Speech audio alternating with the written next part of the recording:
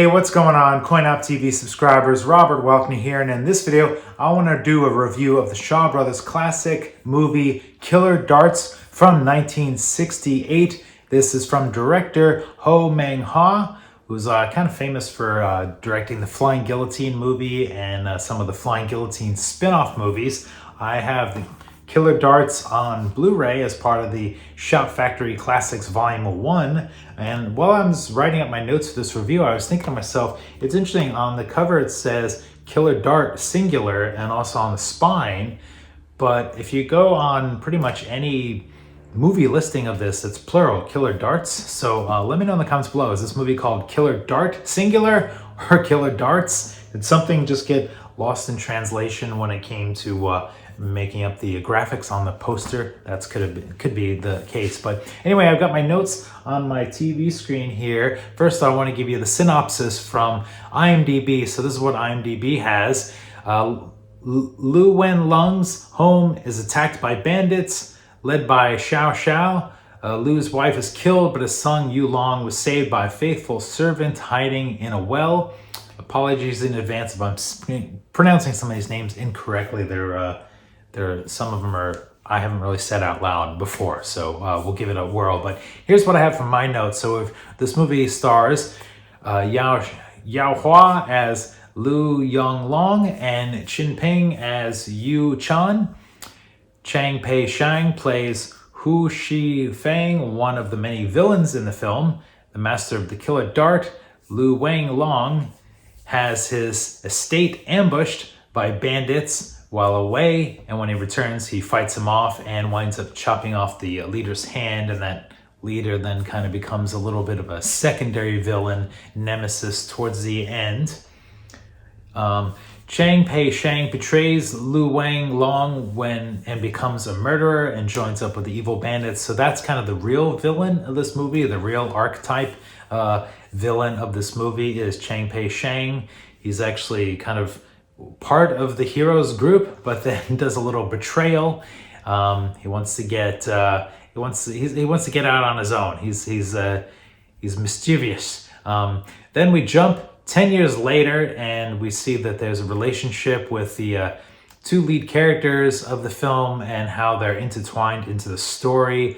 It's funny, the aging process was very minimal, and you know, I would like to see a little more as maybe a montage of the 10 years later story. But I would say when it comes to the movie, Killer Darts has some difficult time juggling who the lead protagonist is and what part of the story the viewers should become invested in. And by that, is this movie about the main hero, the older master, and his redemption arc, or his betrayal redemption arc with the student who left him? Or is it about the young disciples who became friends and romantically involved, and what's going to happen with them? And even between those two, is it the male or the female? You know, so I sort of wrote in my notes that very hard to sort of like become invested with the story, because I was like, well, who should I follow? Who do I care about? Who am I rooting for? I wrote down that the director really likes to make movies where people are throwing things. I mentioned early in this video that you know, is kind of known for the Flying Guillotine, or Dragon Missile is another one. It just seems like that's Ho Meng Hua's sort of early efforts kind of thing, is like, what can I do that's a little different than Shaw Brothers Studios? I'll have people throwing things, so we got Killer Darts this time around.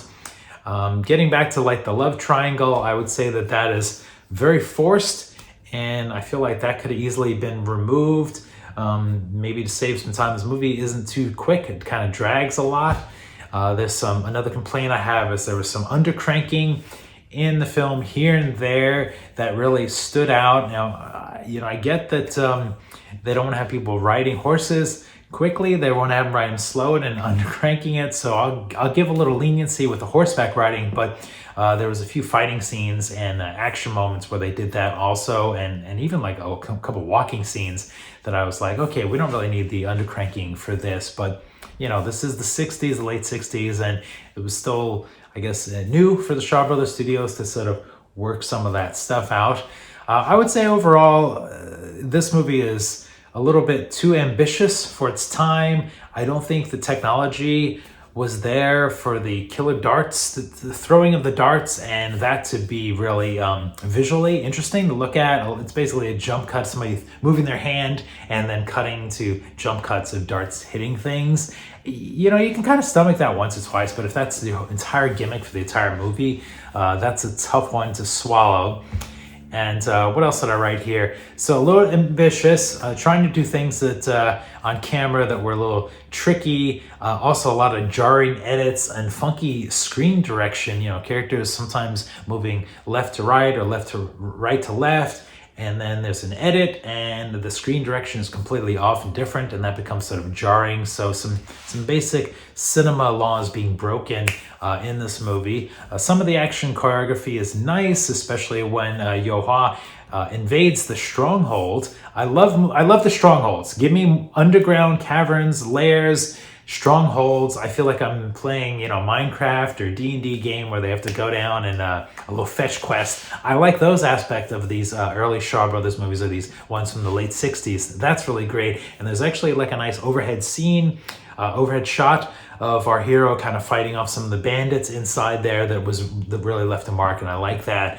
But overall, a bit of a letdown, but interesting to see director Ho Meng Hua's early efforts out there. So when it comes to letter grades, I'm gonna give this a D.